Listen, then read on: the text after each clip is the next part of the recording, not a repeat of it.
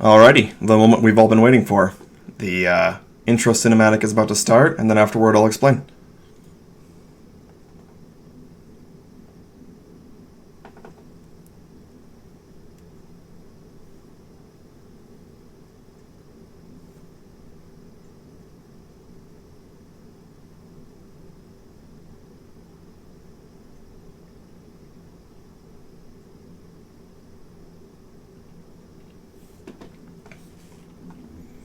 So, the theme behind this is that there's going to be about 3 different ways that you can beat this. There's the scouring the entire map and doing every sub-objective, there's going straight to the end, and then there's a mixture of the two. And the only reason I mention the mixture of the two is there actually is different outcomes depending on if you only handle one nest versus the other. So, to advertise going over everything,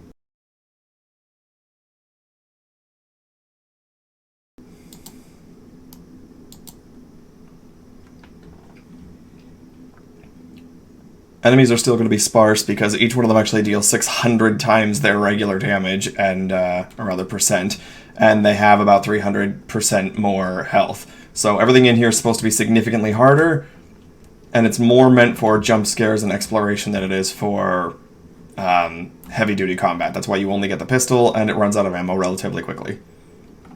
There is an Easter egg in here where if you disrupt this ritual, you break one of the candles, and it actually spawns one of the imps.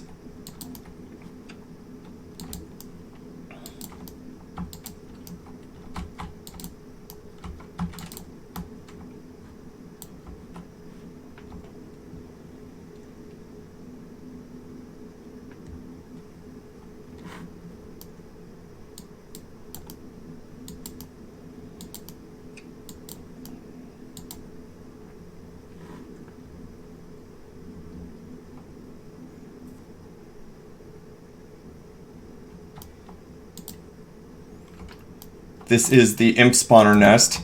If you remove this, imps don't show up for the rest of the map. If you don't, then they are still a threat both in the map and during the boss fight. The benefit to not fighting the imps is obviously that you don't risk dying during this fight.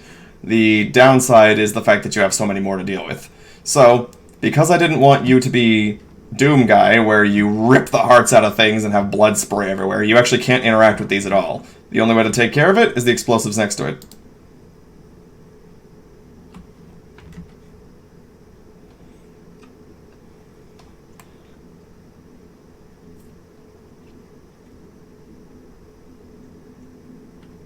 Now, this coming room, while it will have an imp, it will not have 5.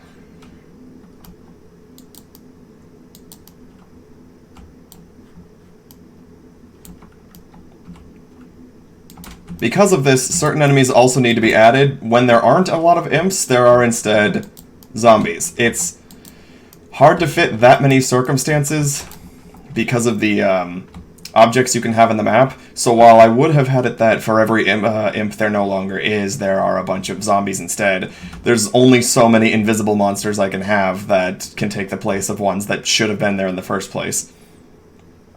In the future, I would make this multiple levels. However, I also wanted it to be one level that had a lot of things to do in it. There's a lot of replay value, and it's...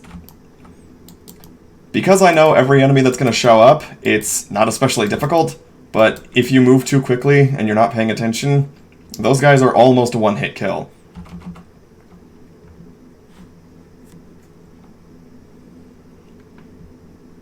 We're about to come up to the second nest.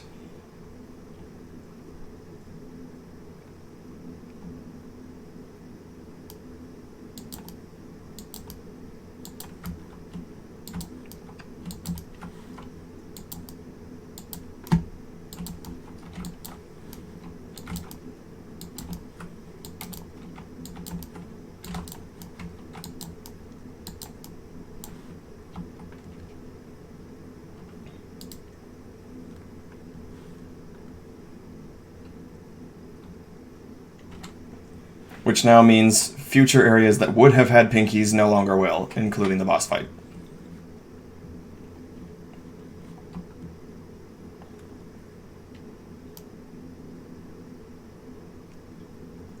this room should have had one, but instead it only spawns one engineer.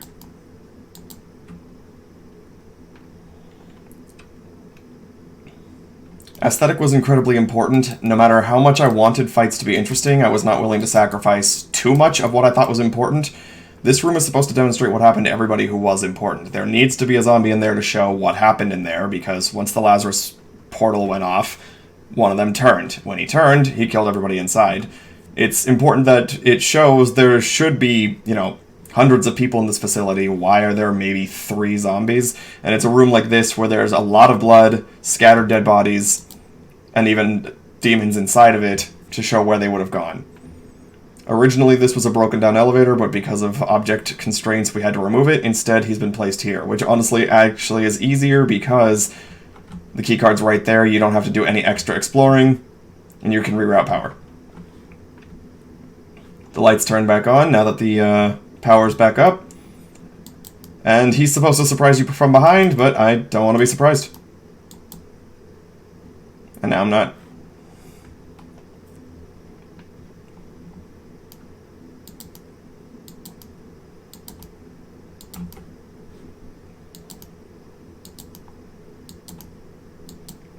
I wanted to keep healing items sparse, however, this room would be the stock back up after doing everything else, because now that you've completed all of this, the only thing left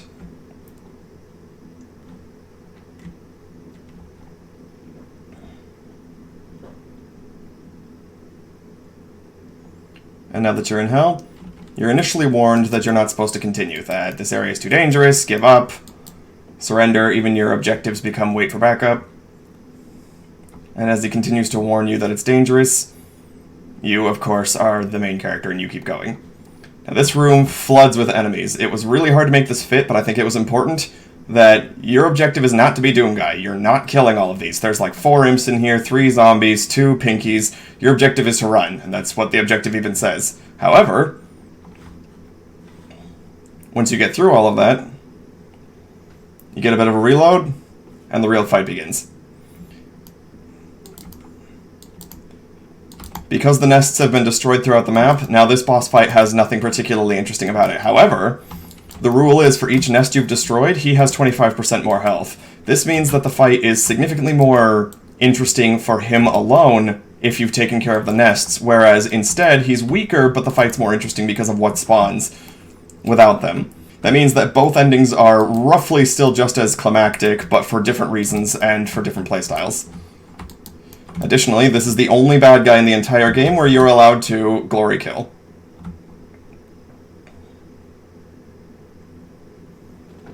And this was it.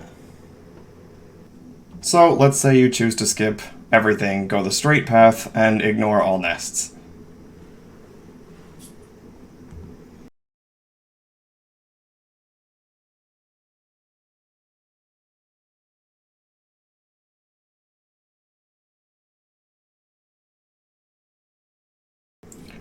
And this is the boss fight with heliportals.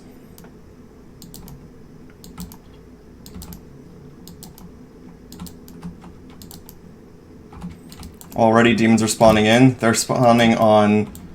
They're actually significantly weaker in order to maintain being able to keep up with them, but they are spawning in random intervals. These are not based on scenario spawning, but specifically done by me so that I could ensure that the right enemies spawn at the right times, because I wanted a very particular aesthetic.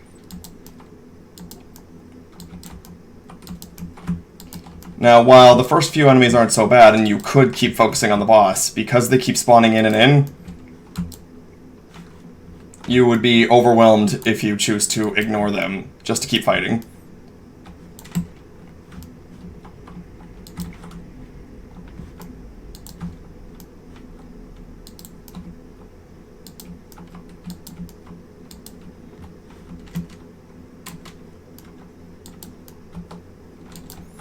Additionally, if you run low on ammo, there are plenty on the sides. Because this is a boss fight and they all spawn with ammo.